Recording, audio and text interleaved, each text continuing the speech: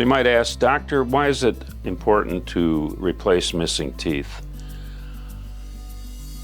To replace a wisdom tooth, or sometimes the second molar of the teeth way in the back, it's not always that important.